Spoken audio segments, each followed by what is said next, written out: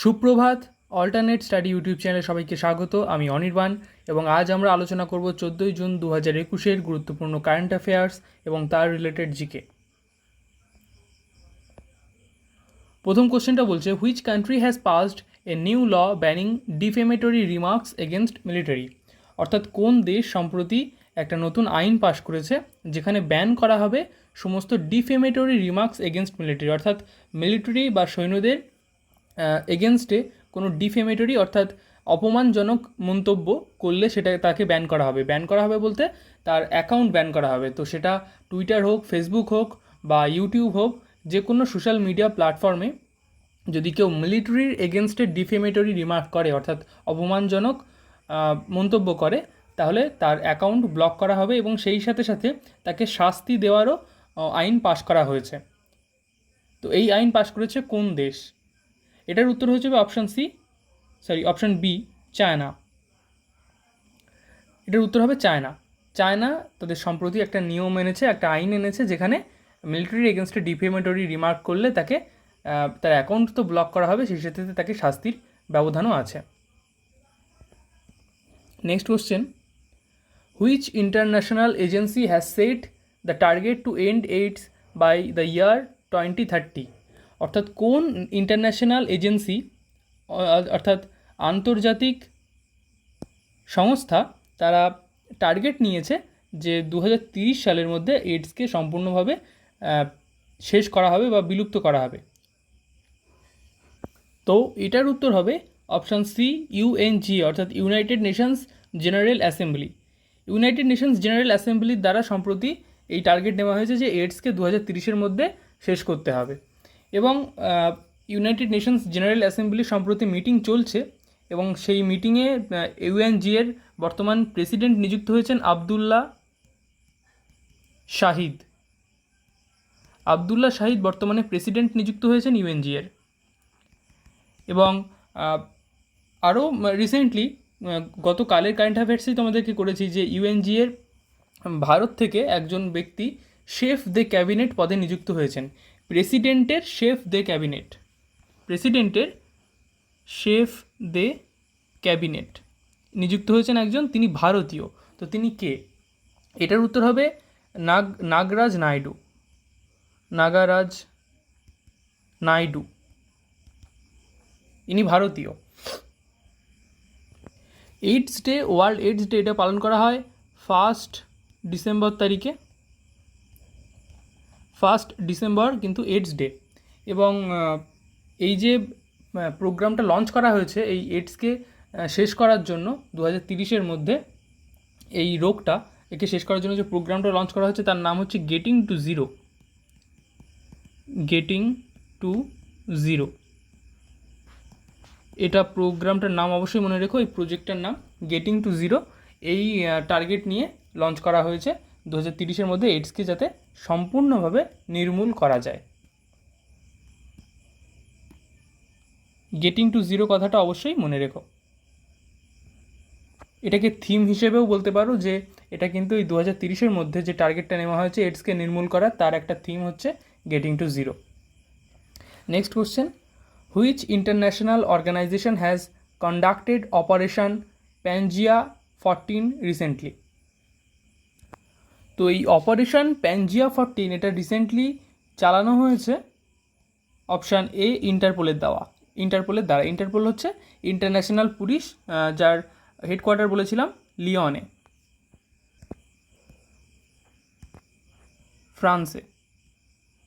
ফ্রান্সের Leone ইন্টারপোলের headquarter.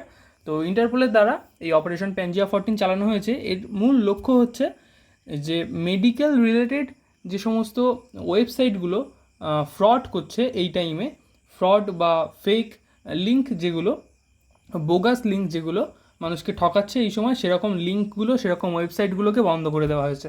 তো এরকম লিঙ্ক বা ওয়েবসাইটের সংখ্যা 1,13,000। এরকম 1,13,000 লিঙ্ক বা ওয়েবসাইট বন্ধ করে দেওয়া হয়েছে, শাটডাউন করা হয়েছে ইন্টারপোলের দ্বারা। এবং 277 জনকে অ্যারেস্টও করা হয়েছে।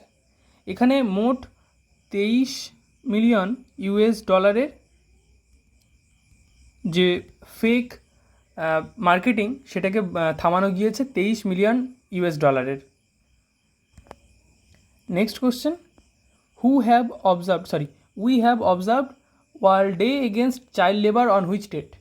তাহলে আগের দিনই তোমাদেরকে কারেন্ট অ্যাফেয়ার্সে করিয়েছি যে বর্তমানে সারা পৃথিবীতে 160 মিলিয়ন চাইল্ড লেবার রয়েছে।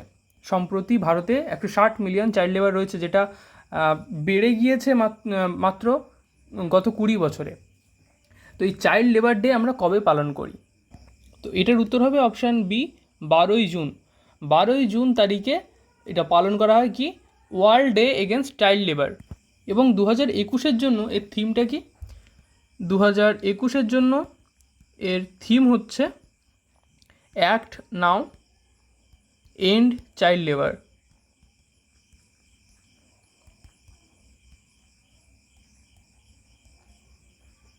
Act now end child labour, এটা হচ্ছে 2021-এর ওয়ার্ল্ড ডে এগেনস্ট চাইল্ড লেবারের থিম। নেক্সট কোশ্চেনে চলে যাব।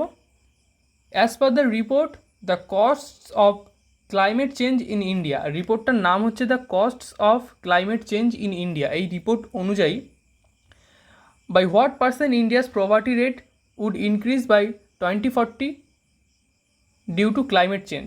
তাহলে ক্লাইমেট চেঞ্জের জন্যে ভারতে যে দারিদ্রতা, পভার্টি, সেটা কত পার্সেন্ট বেড়ে যাবে 2040-এর মধ্যে?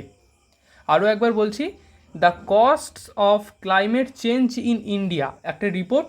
এই রিপোর্টটা আর অনুযায়ী 2040-এর মধ্যে ভারতের দারিদ্রতা বেড়ে যাবে ক্লাইমেট চেঞ্জের উপর ডিপেন্ড করে, কিন্তু এই পভার্টিটা বাড়ছে, তো কত পার্সেন্ট বাড়বে? তো এটা বেড়ে যাবে অপশান ডি, 3.5%। এবং এটা রিলিজ করা হয়েছে একটা ইউকে অ্যাকচুয়ালি বলতে গেলে লন্ডন বেসড একটা থিঙ্ক ট্যাঙ্ক। একটা থিঙ্ক ট্যাঙ্ক, তারা এই রিপোর্টটা প্রকাশ করেছে যে 2040-এর মধ্যে ভারতের যে গরিবির হার সেটা 3.5% বেড়ে যাবে, এবং তার জন্য দায়ী কিন্তু climate change. Next question, which Indian has won gold in men's javelin throw at Lisbon athletics meet in Portugal? তো এই লিসবন অ্যাথলেটিক্স মিট যেটা পর্তুগালে হয়েছে, পর্তুগালের ক্যাপিটাল লিসবন, তো লিসবনে অনুষ্ঠিত হওয়া এই অ্যাথলেটিক্স মিটে গোল্ড জিতেছে কোন ভারতীয় পুরুষদের জ্যাভলিন থ্রোতে, মেন্স জ্যাভলিন থ্রো? এটার উত্তর হবে option C, Neeraj Chopra. Javelin থ্রোটা কি? জ্যাভলিন থ্রোটা হচ্ছে বল্লম টাইপের একটা লাঠি থাকে লোহার, যার মাথাটা হুল হয়, সেটাকে ছুঁড়ে দিতে হয়। তো ইনি কত মিটার ছুঁড়ে দিয়েছেন? 83.18 মিটার। 83.18 মিটার। এবং যে জিতেছে, যার নাম কি, নীরজ চোপড়া, গোল্ড মেডেল জিতেছেন লিসবন অ্যাথলেটিক্স মিট পর্তুগালে। Which bank has launched Kavach personal loans for Covid stressed customers? অর্থাৎ কোন ব্যাঙ্ক লঞ্চ করেছে কভাচ? এটা একটা পার্সোনাল লোনের নাম। এই নামে পার্সোনাল লোন দিচ্ছে কোন ব্যাঙ্ক? কোভিড স্ট্রেসড কাস্টমারদের জন্য, যারা কোভিডে চিন্তিত হয়ে পড়েছে সেই সমস্ত কাস্টমারদের জন্য। স্ট্রেসড মানে ক্ষতিও হয় বা ক্ষতিগ্রস্ত হয়, তো কোভিডে অ্যাকচুয়ালি এটা ক্ষতিগ্রস্তই হবে। কোভিডে ক্ষতিগ্রস্ত হওয়া যারা কাস্টমার তাদেরকে লোন দিবে, এবং লোনটার নাম হবে কভাচ। মানে এই নামে প্রোডাক্ট লঞ্চটা করেছে। তো এটার উত্তর হবে option A, SBI. State bank of India এই ইনিশিয়েটিভটা নিয়েছে যে তারা কভাচ নামে পার্সোনাল লোন দেবে কাদেরকে? কোভিড স্ট্রেসড কাস্টমার যারা, অর্থাৎ কোভিডে যারা ক্ষতিগ্রস্ত হয়েছে, কোভিডে ক্ষতিগ্রস্ত কাস্টমারদেরকে এই লোনটা দেওয়া হবে। এই লোনটা দেওয়া হবে 5 লাখ পর্যন্ত, এবং এটা শোধ করার, রিপে করার টাইম থাকবে 5 বছর। এই 5 লাখ টাকার লোন দেওয়া হবে, যেটা 5 বছর ধরে কাস্টমাররা শোধ করতে পারবে, এবং এর জন্য রেট অফ ইন্টারেস্ট হবে 8.5%।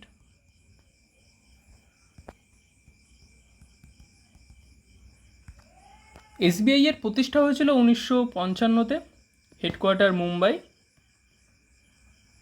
এবং এর বর্তমান চেয়ারপারসন দীনেশ কুমার খাড়া।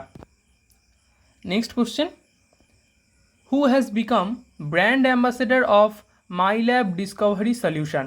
মাইল্যাব ডিসকভারি সলিউশনের ব্র্যান্ড অ্যাম্বাসেডর কে হয়েছেন? মাইল্যাব একটা মেডিকেল কোম্পানি। এরা কোভিশেল্ফ নামে একটা কোভিশেল্ফ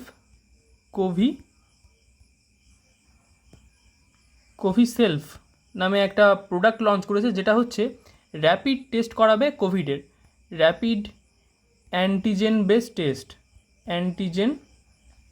test kit.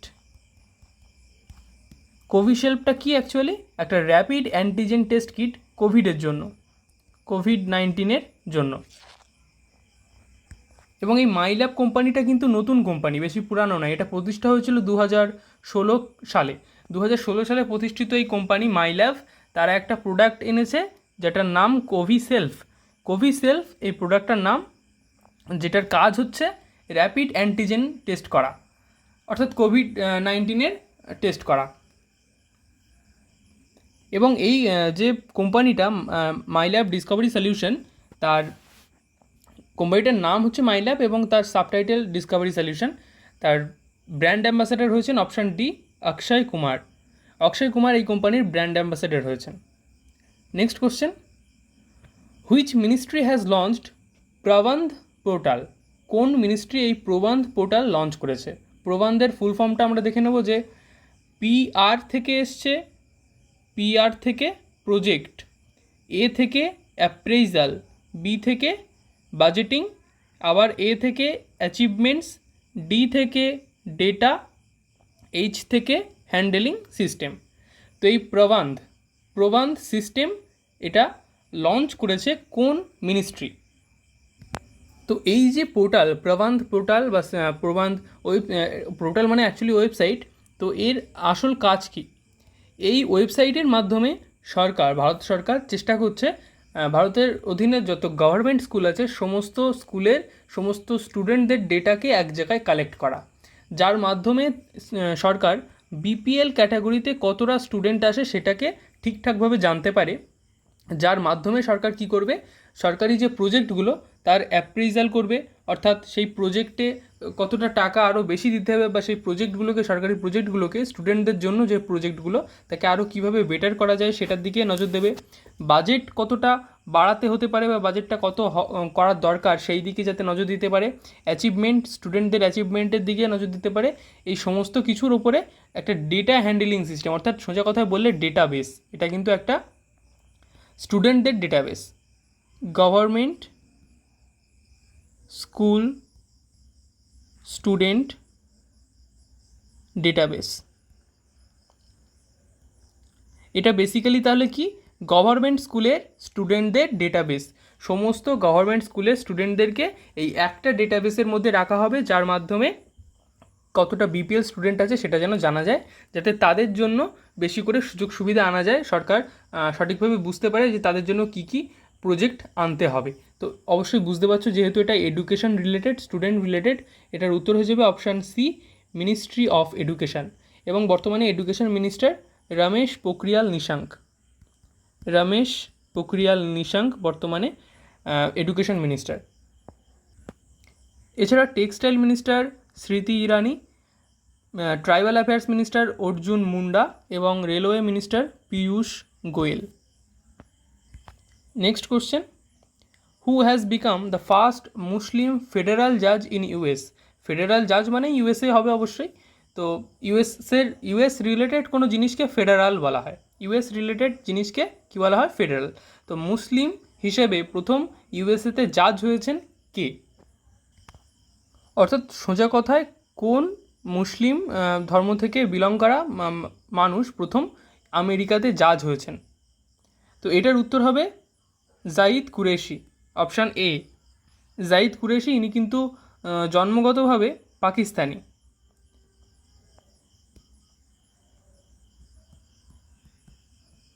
Pakistani as born.